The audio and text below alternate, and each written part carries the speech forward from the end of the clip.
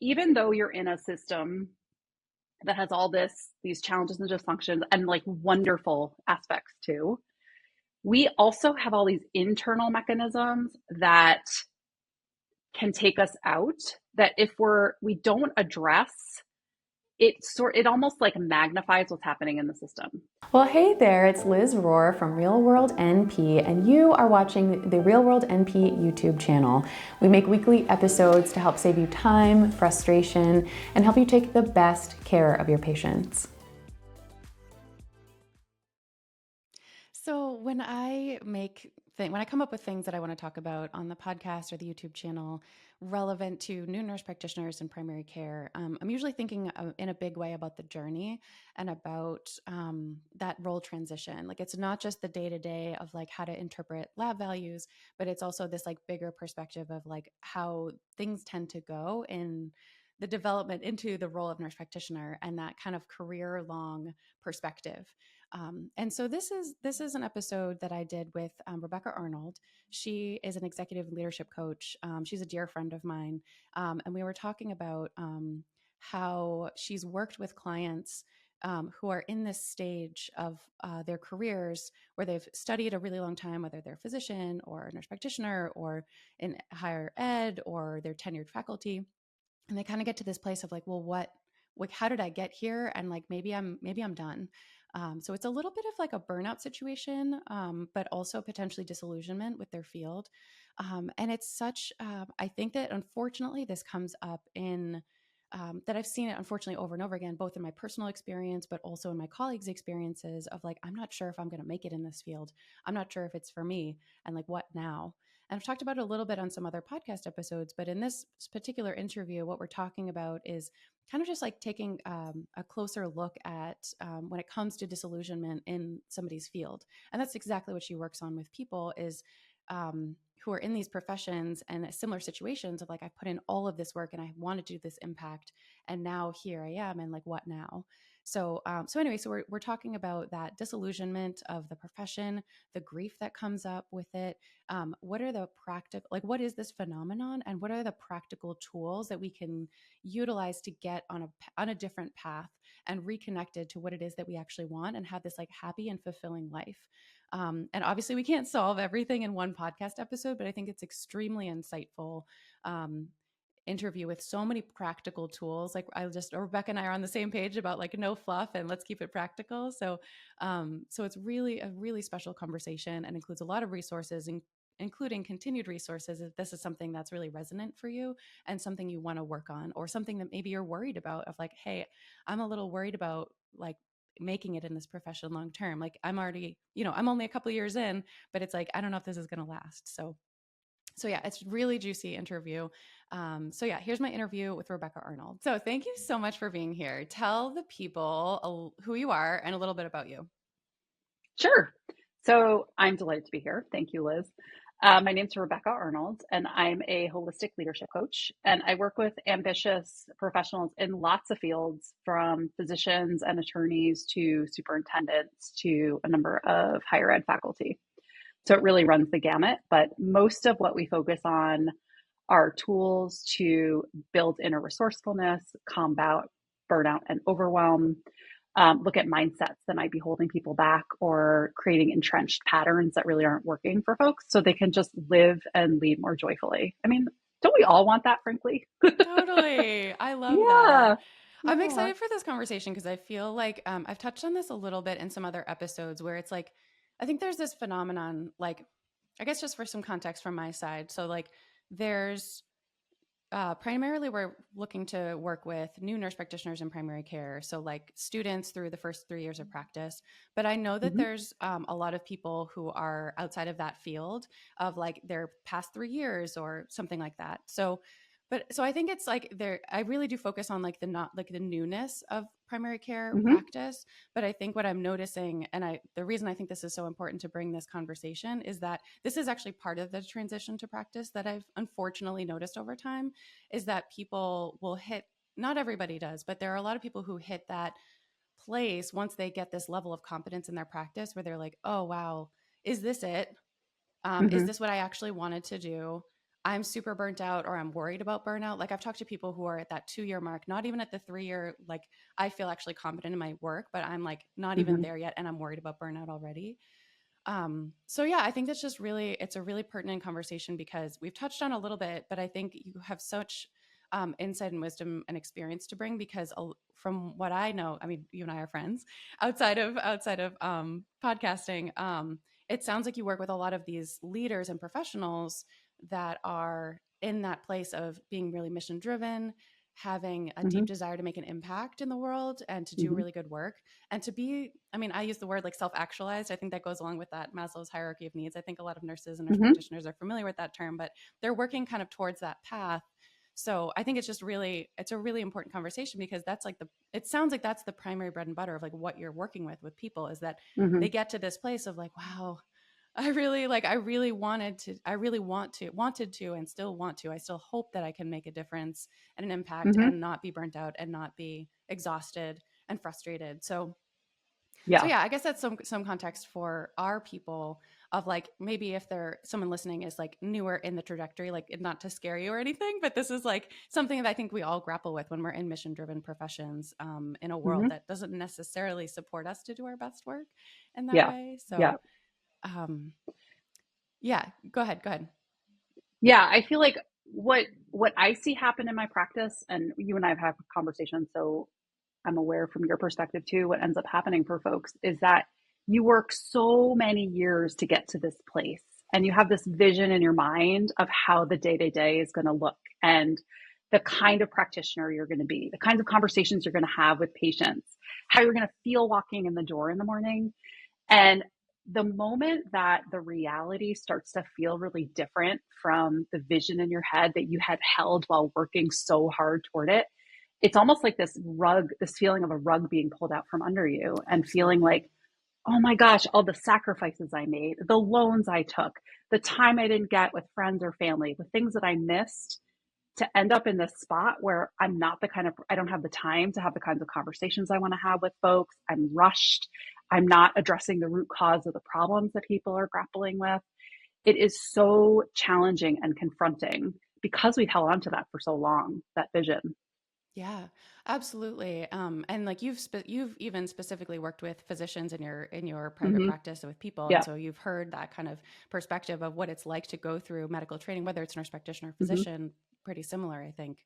But yeah, I guess where do you want to start in? Like before we started recording, we talked about a couple of different things. Do you want to talk about maybe like disillusionment? Yeah. Yeah. So Yeah, I go think ahead. about this as the grief of disillusionment. It's like that the pain, the sadness, the frustration, the disappointment that comes when our vision for who we're going to be, how we're going to be showing up, what the systems we're going to work in are going to look like, and the reality. And it is a really can be a really disempowering place. And when I've worked with physicians in this place, it is a really an existential crisis moment for folks where they're trying to figure out, okay, what's my next move? Like, how do I continue to operate in my day to day given this grief I'm carrying about the system that I'm operating within? And do I want to continue to feel like a cog in a system that's not working in the ways that would be values aligned for me? How do I start to find moments of power and possibility in my day to day so that I can continue to do the good work that I know I'm capable of doing? So it's almost like there's an emotional piece that there's, of course, there's an emotional piece that's a part of this that we have to really grapple with. And then there's like an action piece. What do we do, right? Because we don't want to be completely paralyzed by this reality of the disillusionment that we're sitting in. Absolutely. And I just so appreciate you naming that because I think that I've heard from a number of people actually like at all spectrums of their training or sorry Mm-hmm. of their once they've finished training in the working world, like some people pretty much right away are like, what have I done? Mm-hmm. And then they get some experience and then they feel better, but then yeah, so I've seen varying shades of that, and I think that people come to this place of almost hopelessness of like, wow, the Mm-hmm. medical system is so broken, I've spent so much time doing this thing, and like how could I possibly continue doing this, and like, should I even continue to be a nurse practitioner, or should I Hmm. even continue to be in medicine? So it's really encouraging that that's like the primary thing that you work on with people, and they actually end up feeling better. Hmm. so Yes, yes, they do. so yeah, well, Yeah. before we talk about I think, because one of the things that we wanted to bring is like, and I know a lot of nurse practitioners are like this, where they are very action oriented and very ambitious Hmm. and very like, they want to do something. They don't want to Yeah. shut down. They don't want to be kind of like giving up in terms of walking away from it all. So we're going to Hmm. talk about some concrete, impactful things that people can do. But I think before we get there, we wanted to touch on with the disillusionment, is talking about how did you refer to it? The flatness of feelings. Yeah. So Yeah, what, yeah. So what, and I've seen this dynamic. So I just want to normalize, like, this does not feel good.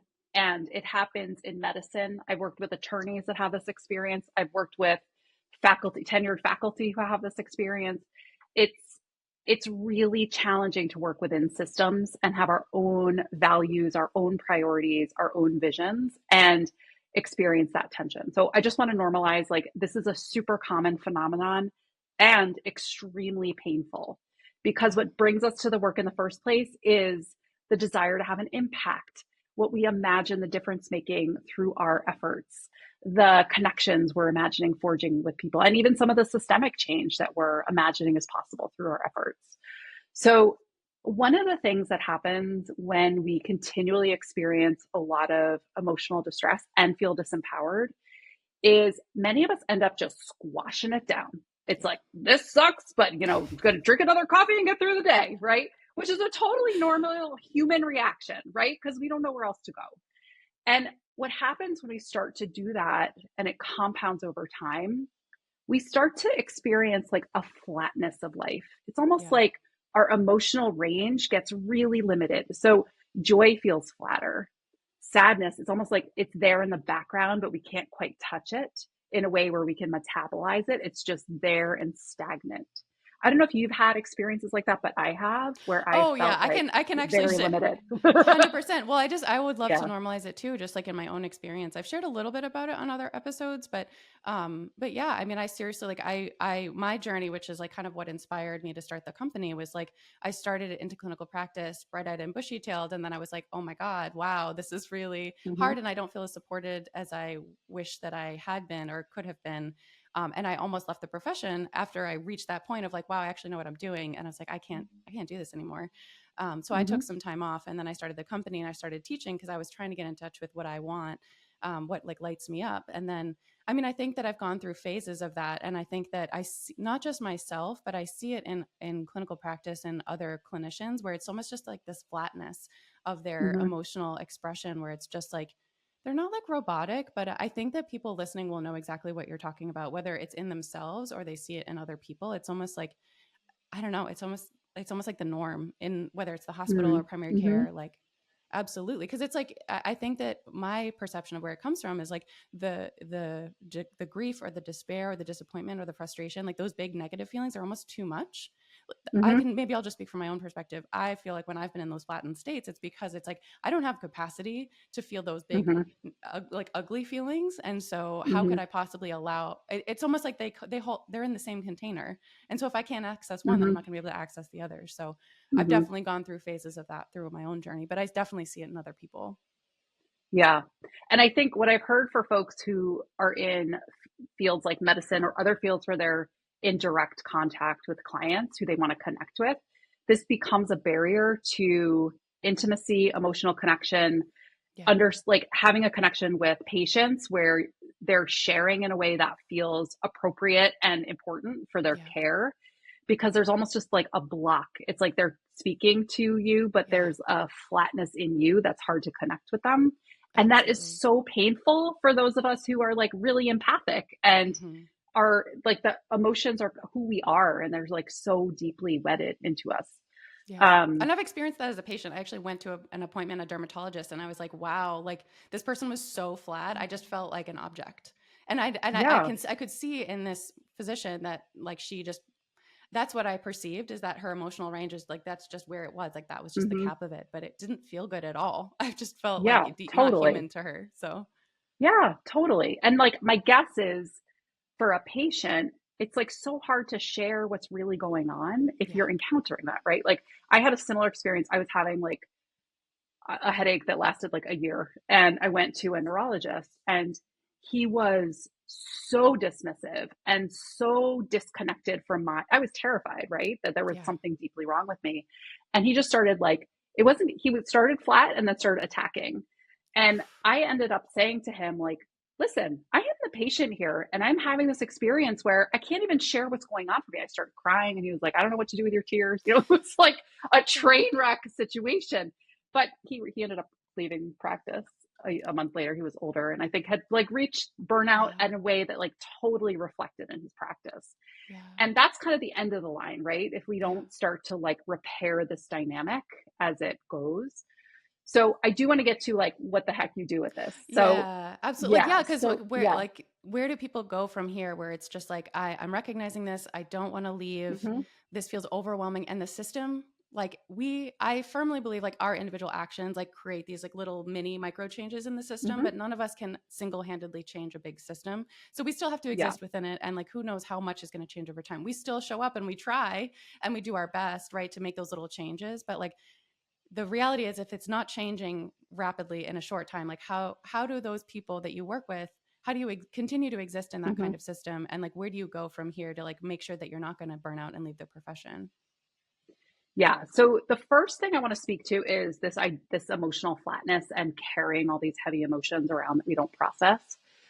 So we often have this belief that if I go into like actually experience these quote unquote negative, I don't think of them as negative, but heavy, I guess, emotions, I won't recover. I won't come out. I won't see the other side.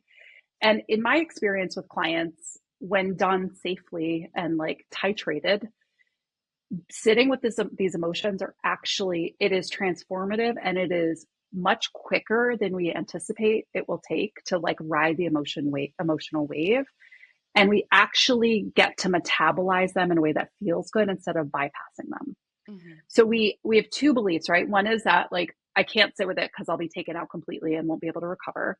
And the second is not recognizing the cost of not processing them, right? So like there's so much psychic energy we expend to just squash these emotions down, right? So if you think about something that makes you sad, when that sadness starts to bubble up, most of us are like, nope, right? Nope, I'm gonna go for a walk instead. Or like, no, deep breath, everything's fine. Okay, moving on, right? Like imagine, just think about all that energy. If that sad feeling comes up 10 times today, you're going through that whole rigmarole 10 times. An alternative is creating a ritual for yourself where you just sit in whatever the emotion is, the sadness, the frustration, the disappointment. And just, it usually takes just a couple minutes of sitting quietly, allowing yourself to have those feelings, cry, write, yell, express, whatever is the way that your body is kind of craving, metabolizing that. And you'll notice that, and it can be totally supportive to do this with somebody else, a friend, a partner, a coach, a therapist, somebody who can really sit with you in it. Because some of us have very little experience actually sitting in that for any length of time. So just start setting a timer for 15 seconds Oh, I thought you and were going to say allow 15 yourself, minutes. That's so great. 15 oh, heck seconds. no, no, 15 minutes. Oh my goodness. No, no, no. When I do this with clients, it's usually like 2 minutes, 2 minutes to like sink in, allow it to like be expressed. And then it's like a wave, right? So you crest and then it diminishes, but we stop the crest. Like it'll start to ramp up and then we squash, and then it ramps up more and we squash. Yeah. And so we get these like cascading waves instead of just like, all right, I'm going to sit in it. So the 15 seconds is a nice, like, dip your toe in. Okay, I'm feeling sad, and just allow the internal sensations of sadness to arise. There might be some tears, there might not. And then when the timer goes off, you take a deep breath, you shake it off, and you move on, right? And then the next time you try 30 seconds. If you're like super overachiever, sitting with emotion person, like go for 2 minutes, right? Like whatever feels good to you. But if you're feeling like really trepidatious, which is totally normal, just start small and really set yourself up well. So some of my clients will have a cup of tea or a blanket on their lap, something that feels really grounding and reassuring so they feel safe when they're actually sitting with some of these emotions. Absolutely. I really appreciate that. And I appreciate you saying the perfect, like kind of like the perfectionistic overachiever. Like Uh-huh. there's a lot of us in this profession. So it's Totally. yeah, it's helpful to know that we have to be mindful of like being tender enough with ourselves, because I think that there's this brusqueness that's built into medicine of like you have to be like this hardened Hmm. person, and it's not celebrated to be soft and squishy and emotional. Hmm. Speaking from Hmm. experience, so it's Hmm. nice to have that encouragement and naming of like, no, actually, you get to be kind of like tender with yourself, in the way Hmm. that you would be with a patient, but like you get that Hmm. too.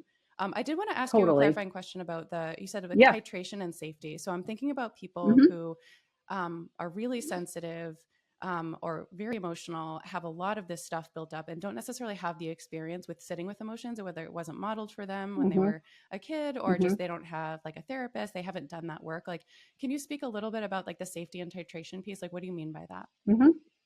Yeah. So one piece of that is just the length of time. Hmm. So setting a short amount of time that you're sitting with it. Another titration opportunity is, this sounds a little, it sounds like this shouldn't actually work, but in my experience, it has. We get to decide how deeply we experience something. So Hmm. let's say our sadness is on a scale of 1 to 10. You can sit with it and say, I'm only going to go to a 3 of my sadness. I'm going to do 15 seconds at a 3. Like, I'm not going to sink fully into it, but I'm going to start to, if you think about it like the ocean, I'm going to just get my ankles wet. That's as far as I'm going today.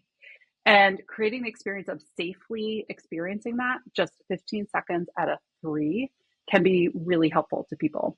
The other way to kind of create some safety is, having some rituals before and after, so that you feel like, you're grounded and supported going into it and coming out of it. So that might look like, again, creating a routine. So a candle, a cup of tea, a blanket, something like that. So it feels safe to enter and then safe to exit. So that might look like, okay, I'm going to go for a short walk after and just sort of shake it off.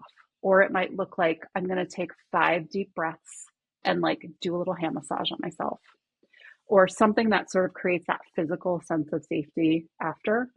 And then if you're really like, if you're in a position where you're really wrestling with intense depression, anxiety, like, I would really encourage you, if you're going to sit with any of the stuff, to get some support Oh from a yeah. professional, Oh yeah. because it can be too much if our system is already, if we're already almost at the top of our forehead and we're sitting with it, it can just be too much. And so having someone who you feel really safe and supported by to engage in a process like this with is really important. And I would say the same thing about trauma. Yeah. You really, if you're like going into trauma, like, you really need to, it is really supportive to have somebody who is trained in that, who can accompany you in that process. Absolutely. And I could just share from personal experience, like over the last like year or so, I'm fine with sharing this, that I've kind of dealt with depression, and some Mm-hmm. psychiatric stuff, and I think that in my own work, like I work with a therapist, and we've done a lot of work with this of just like being with an emotion, and we do a little bit more of the somatic stuff, but I think that you do that too with clients, where Mm-hmm. it's like, what does it actually Mm-hmm. feel like in your body, and then just spending some time and Mm-hmm. like sitting with what is the feeling and what does it feel like, and just like letting it be there, and that's like how we process through the Mm-hmm. feelings. And I know for Yep. me, in terms of that titration piece, like I didn't see it at the time. Luckily, I had friends in my life that reflected to me, like, I don't think you're okay. I think you should probably think about medicine. So I actually was in Mm-hmm. this place where I was like trying to sit with feelings, and I didn't like, it was just different.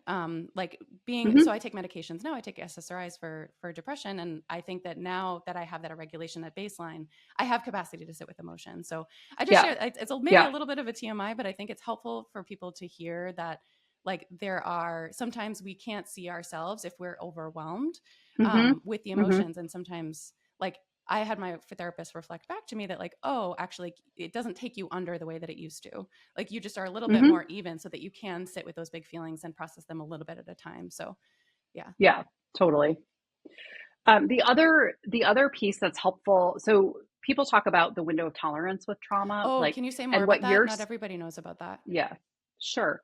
So with trauma, or even with, like, I think about this with anxiety and depression also, or other mental health challenges, like, the window of tolerance is how much you can be with before you get taken out or flooded in a way where you can't function in the way that you normally would. And there are things you can do to expand the range of the window of tolerance. So one of the things that you did of taking medication, like now your window is wider. You can handle more because your baseline is at a different level than it was before medication.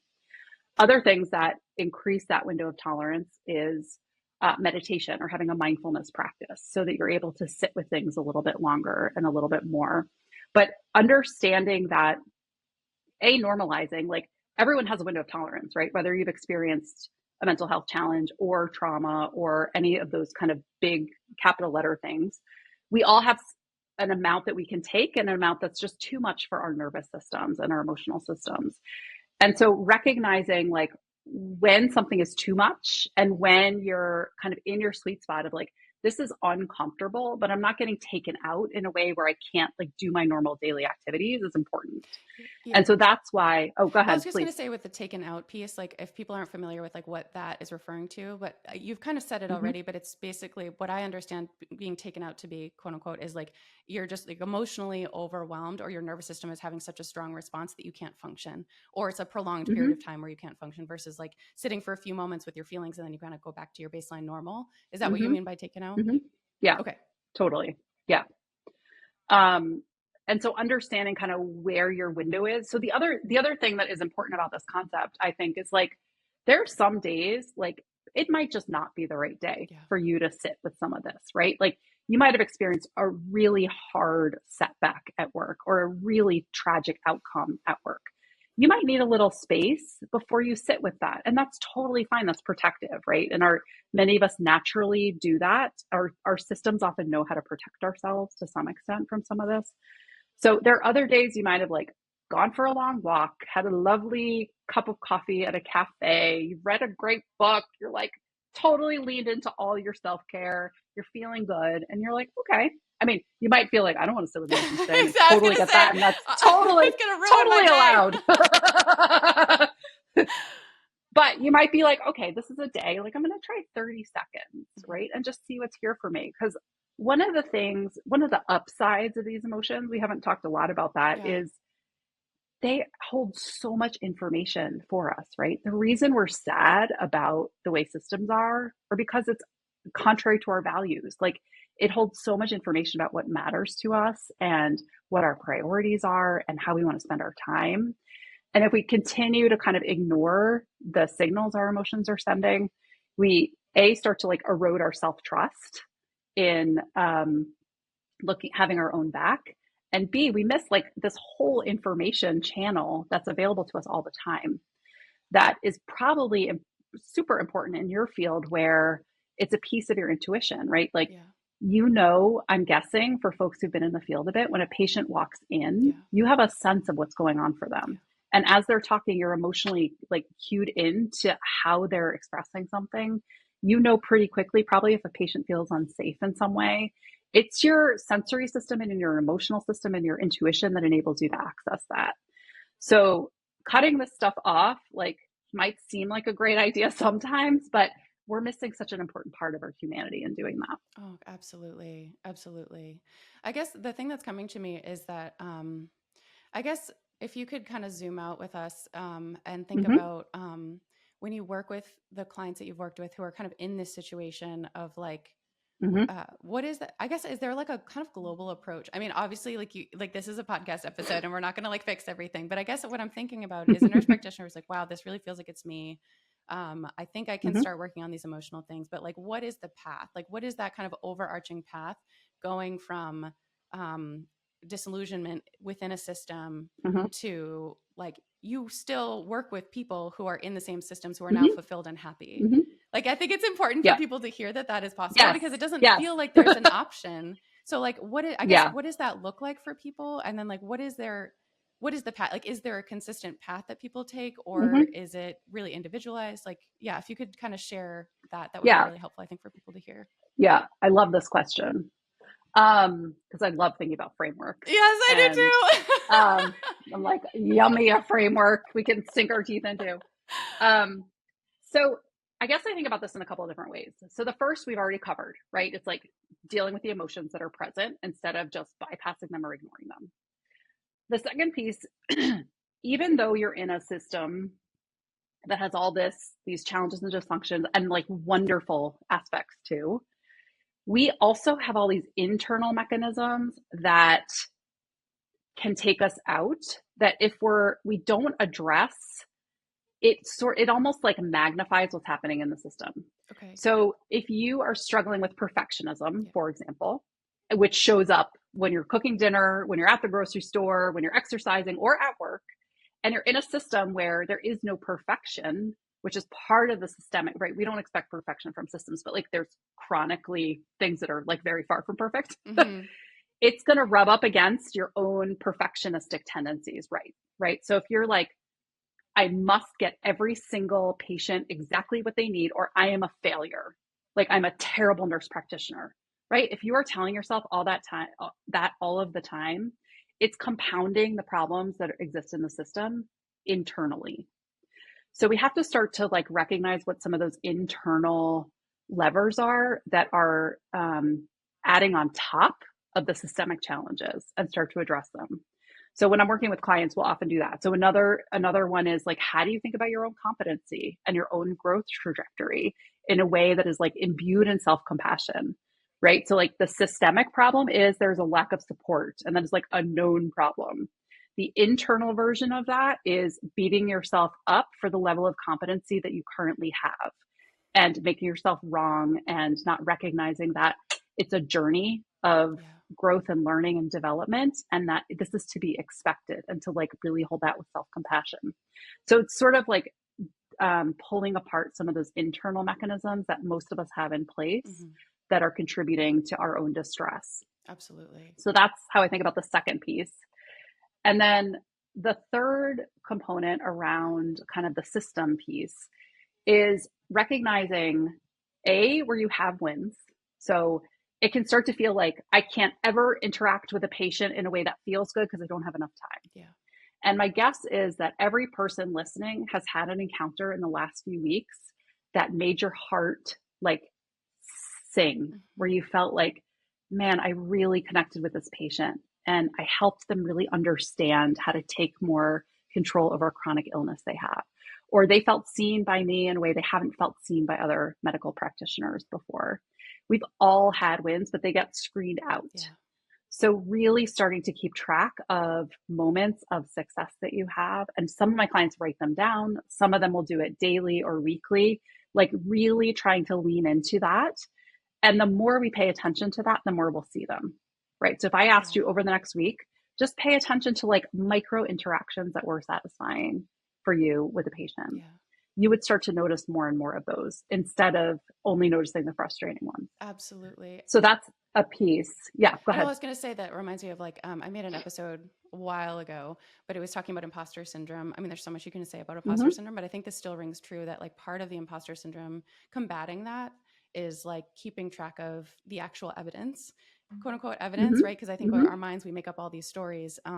But like, no, I actually had a beautiful interaction with this person. I really helped this person. It just kind of like leads to that tracking of like, no, I'm actually doing a good job. Totally. Yeah. I think the other piece around like system impact. So most of us crave like, and I totally agree with you that the small moves that we make have ripple impacts in systems. And the way that I think about this in terms of disillusionment is we all have something that we care about so much within the system, right? It might be prescription management. It might be scheduling of different people in the practice. It might be diabetes management. It might be any of the things, right, that you care about so much. And you can care about lots of things, right? But like there's a couple things that are your biggest pet peeves and the things that most trigger like a values challenge for you.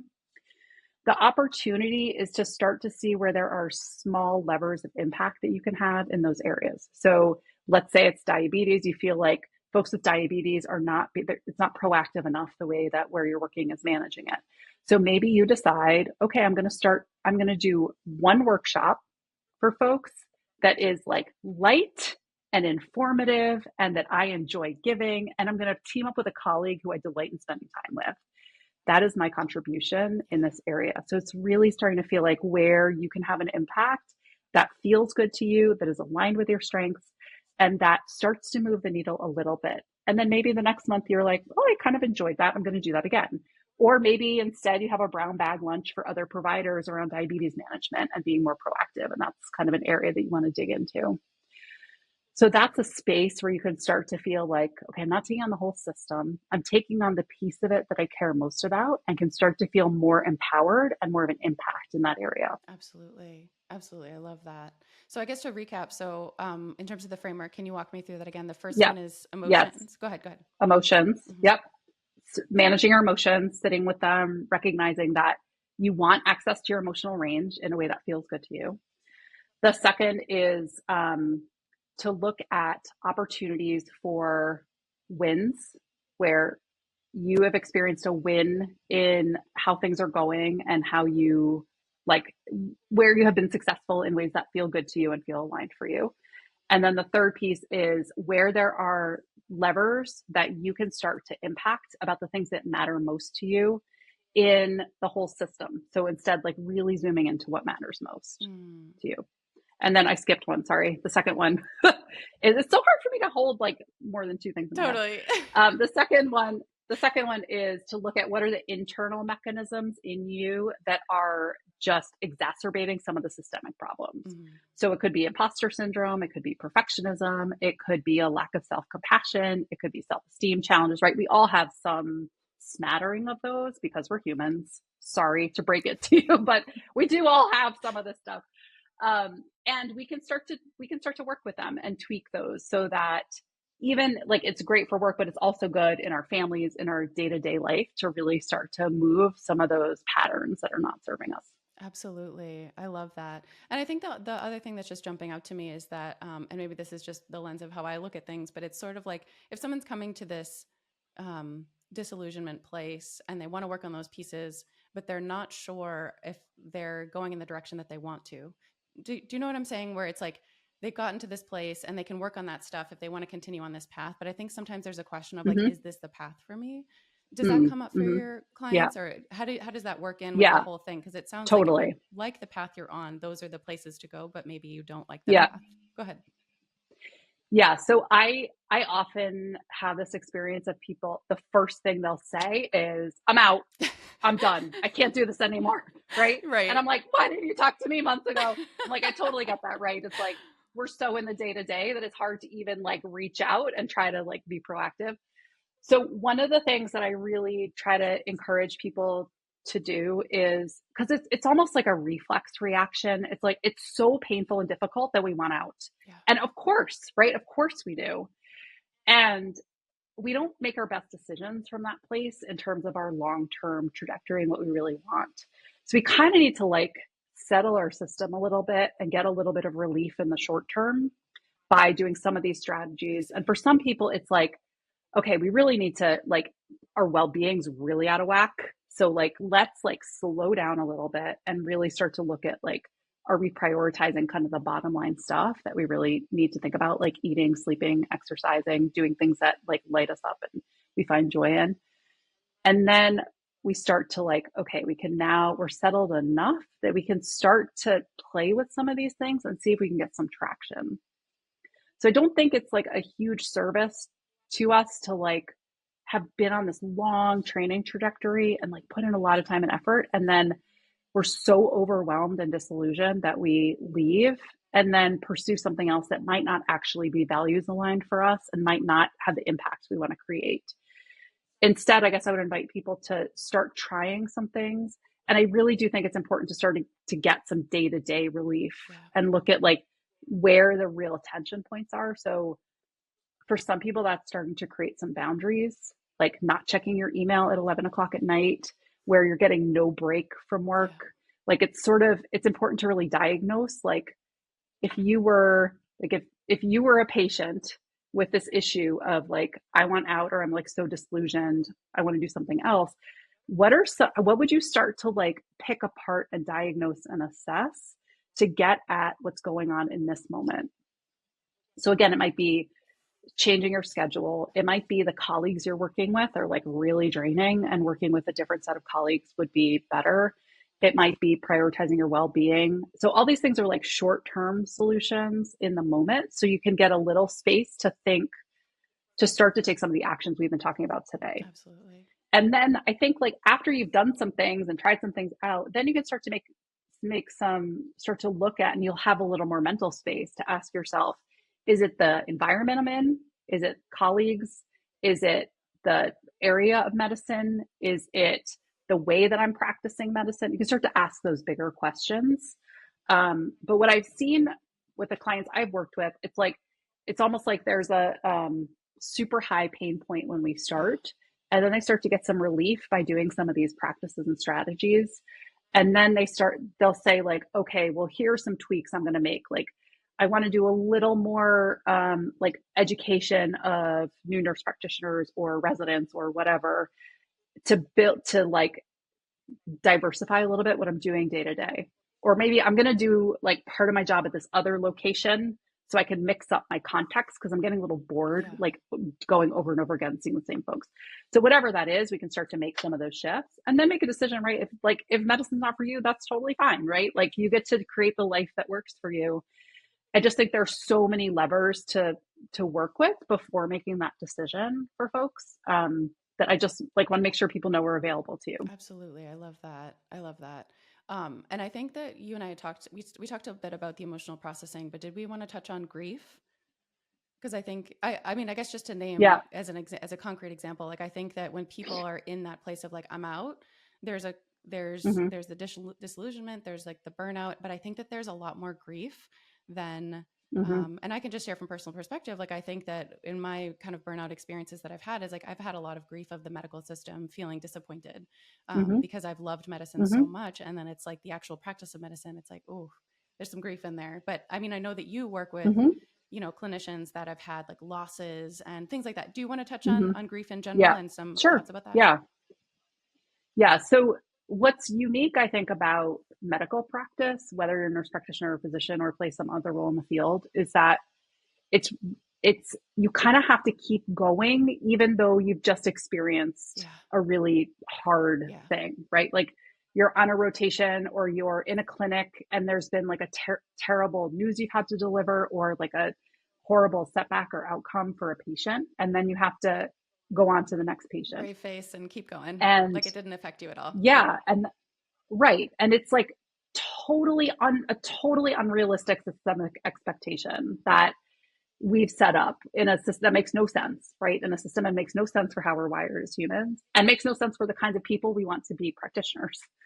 Um, and it's kind of the reality that many folks are operating within. So one piece of this is like really finding allies who you trust at work to like have a signal. Like some of my clients will like have a signal of like, I need 5 later at this time, or like even a look, and knowing other people get you and have been there with you and like can reassure you. Because one of the pieces that is a part of loss in medicine is shame Mm-hmm. for people sometimes of like, did I do everything? Did I cause this somehow? Am I the reason for this systemic gap? And so other people who have walked in your shoes, who have asked themselves that same question, it's like really healing for folks to have that be normalized and feel reassured from other people in the field. So I would totally encourage people to do that. The other piece, so what happens sometimes when we have like, I think about it as like accumulated grief. So similarly to what we were talking about with emotions, oftentimes we like so don't want to face into grief, we just like squash and squash and squash and squash, and then it starts to leak out, Yeah. right? So like you might have a case that reminds you of something else and you'll get teary, which fine, like you're human, of course it does. Yeah. And it can start to happen more and more often if we're not doing anything with it. It's almost like we're just dragging this grief around with us. And so many of my clients who like find themselves in this position, they'll have a ritual, like a grief ritual, where they'll just jot down or have like a strip of paper of a moment that they want to come back to later and really be with and acknowledge in a way that feels like honoring of the loss that actually happened. And so they might do it once a week. They might take like a walk after a shift and just be with whatever it is. Um, but that practice over time, it's almost like your system starts to trust you. So it's like, I can't deal with you now, but I will come back to you later. Yeah. The key is you have to come back to it later because otherwise your system is like, no, no, we're going to cry right now, actually, because like, I don't believe you. And so having moments where you return to these losses can be really supportive and feel like one of the pain points I think of not acknowledging some of this grief is like it doesn't feel like it's us, Yeah. right? It's like the people we are who like care deeply about other people are people who like cry when a patient dies Yeah. or has like a terrible outcome. We're not a person who just like moves over to the next thing and like treats people like robots and moves on. And so part of the grief process is like really sinking into who you are and allowing that sensitivity to be there in a system that tells you it shouldn't so that you can return again to the kind of practitioner you want to be and like connect with folks and be sensitive and all of that stuff. And I have seen like a real shift in my clients who've done this in their ability to connect with patients. It's almost like not doing this, there's so much dread and grief that accumulates that it's hard to like move on and then connect with a new Yeah. patient. But it's almost like creating a ritual around sitting with it can be supportive to have it like be properly acknowledged so that you can then be with other folks. Yeah, I love that so much. And I think that like it reminds me of, I used to work as a staff nurse in the hospital, and there would be like a very tragic code that happened and patient passed. And I remember almost being bullied by my boss at the time, was just like, like suck it up and move on. You have other patients to see.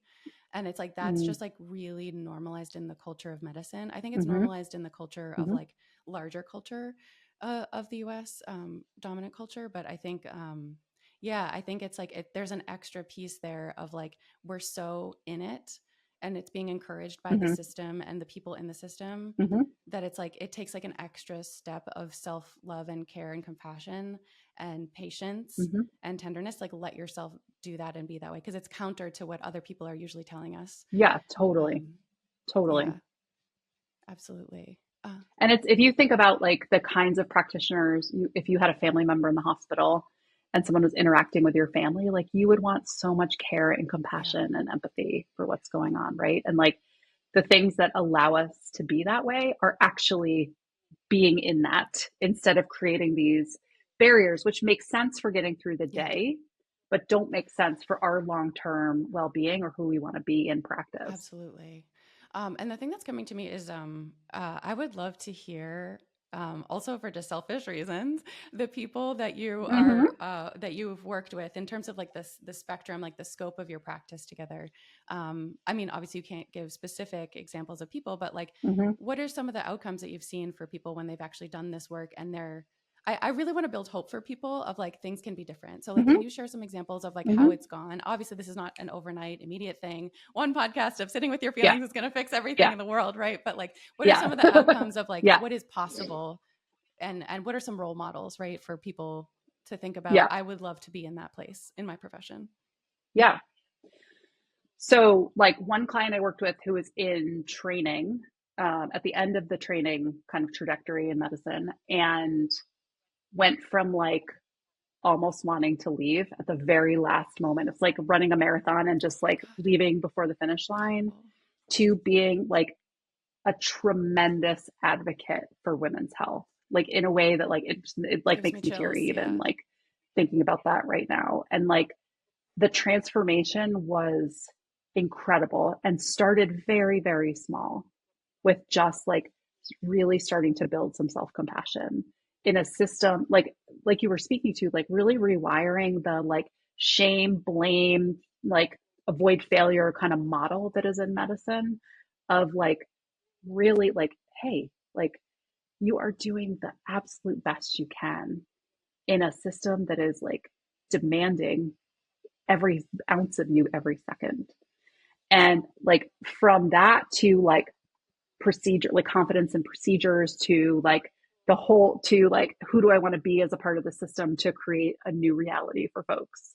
So like that's a trajectory that like a client has followed. Another trajectory is like going from like I absolutely like need to leave and can't do this anymore as a medical practitioner, to like actually a blend that works better for me is mentoring mentoring medical students and other kind of trainees, and blending that with a practice that works better for me, so that I can get like multiple of my needs met and not feel like I'm strung out at the end of the day, where I'm just going. And I'm using lots of different skill sets and leaning into my strengths and still practicing medicine in the way that I want to. Like someone who had a big family and was grappling with like, how do I practice medicine in a way that feels good, and creating a schedule that worked way better for their family, and practicing medicine to an extent that felt good to them, but wasn't the like all in, day out kind of reality that the system was really pushing. So those are a couple of Yeah, examples. that's incredible. And it's been like, again, as I said before, like from folks in medicine to attorneys who've been like, I went to law school to like because I believed in Yeah. justice, to like, oh my gosh, I've worked for years on like this trajectory of improvement in the case law, and then one case and it gets like taken out, and like, who am I now and what have I contributed and like what is my legacy and all of that, to faculty who've been like, I've been studying this field for 20 years and I put in my like blood, sweat, and tears, and now like I hate it, to like, okay, actually, that was a reaction to like being up all night, like pushing myself too hard, pursuing projects I wasn't actually interested in, not having boundaries, to like, okay, actually, this is the area, right? It might not be this old area, but like just this branch that now is like way more aligned for me, and I can like get lit up about it and excited about it. So, and none of this stuff took like 7 years, right? It's like, it's not, it can feel really like overwhelming. But a lot of these things are small tweaks that start to make a very big difference for people. Oh, thank you so much for sharing that. Because I think, I mean, obviously, I want everyone in the world to work with you. Like, you do such beautiful work in the world and you've helped so many people. And I know that not everybody can. And so it's just nice Yeah, it's totally. nice to know that there are, like, there is hope, and it does come in these little small places, especially I can imagine people who are in this like really intense disillusionment. It's just really, really helpful to Mm-hmm. hear. And on that note, I would love to share about your book for people who can't work with you, who are in this place. Can you tell us a little bit about your book? Hmm. Yeah, thank you. So I am delighted to have this book. It's called The Rooted Renegade. And one of my, like, I am very values driven, as most of us are. And one of my, like, real challenges about the coaching field is Yeah. accessibility. And I feel like so many of the tools and strategies I use with clients feel like human curriculum that everybody should have access to. And this book was really my, like, gift offering, to capture a lot of the practices and strategies, some of which I've talked about today, in a way that people could easily access them. So the book walks through, it supports people to look at kind of the aspects of your life that, when I think about like what most of us are craving or seeking, it kind of falls in three areas. One is having like that internal experience of peace and calm and like safety and everything is okay. The second is feeling like our work and our contribution to the world, whatever that looks like, is aligned for us and we're having the impact we want to have in a values aligned way. And the third is our relationship with ourselves and our relationship with other people. And I think about this as like our life's work, right? We're never going to have perfection in any of those areas, and that's fine. But when something feels off in our life, it's usually one of those three areas. And so the book walks through each of those areas with lots of tools and strategies and practices if you're feeling like something is off. And so my hope is that people will like digest it, hang on to it, dog ear it, return to it. Like I think about it as a companion to walk with you as you're doing your good work in the world. So It's so I hope beautiful. you all enjoy it. Absolutely. It's definitely like a Thank you. practical, hands-on, like, um, yeah, I love the practicality of it. I have a question about, do you feel like it's a kind of book where people can jump into each of those three sections and just read a little section of it? Or is it kind of like a front to back, Yeah. kind of cover to cover read?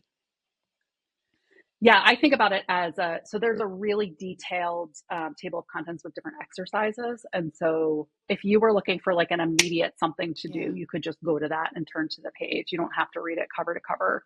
Many folks enjoy like kind of skimming through Yeah. it and then figuring out like, okay, I'm going to dig into this section, or I'm going to start here and then go here. So it's really adaptable to what people need. And then there's lots of resources connected to the book on my website. So like visualizations and meditations and other kinds of practices people can access. I really wanted it to be as hands-on and practical as possible. Absolutely. And it really is. It really is. So we will definitely have that link down below. And I really hope that I love that it has that kind of like pick and choose feature, because so many people are so like, especially if they're listening to this episode and it's really resonant, they're probably overwhelmed to begin with. And so it's nice to just have these little bits and pieces to access. So Yeah, thank you absolutely. so much for being here. Do you have any kind of like other like pearls of practice, words of wisdom to share before we wrap up?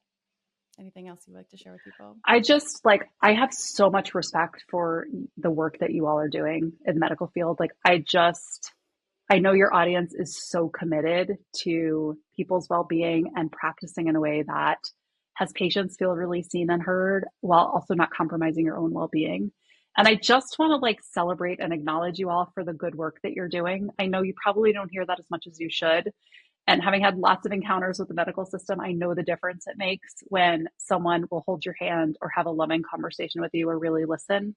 And I know that's what you are all up to. So I just want to thank you all for that, for what you're up to. Thank you. You're making me cry a little bit. Yeah. Because I think I also feel really grateful for the people who like have that heart and they want to hold on to it and they want to like keep doing the beautiful work that they came in to do. So, and it's not easy. It's definitely not easy. So No. thank And you. it's okay to get all the support that you need to do that. Yeah. Absolutely. Whatever that looks like for you. Well, thank you so much. Yeah, Real thank quick. you. Where can people find you? I'll link to all this stuff, but where can people find more from you? Oh, sure. So you can go to therootedrenegade.com Mm-hmm. and you can find information about the book, about coaching practices, about some blog posts on various, my blog posts are always very practical, as you can Which we probably love imagine. in this community. There's lots of stuff No on there. fluff, just the There's practical. lots of stuff on there. So exactly. So poke around. And if you want to reach out, happy to connect with you. You can message me through the website. Amazing. But it's been a pleasure. Thank you so much. Thank you.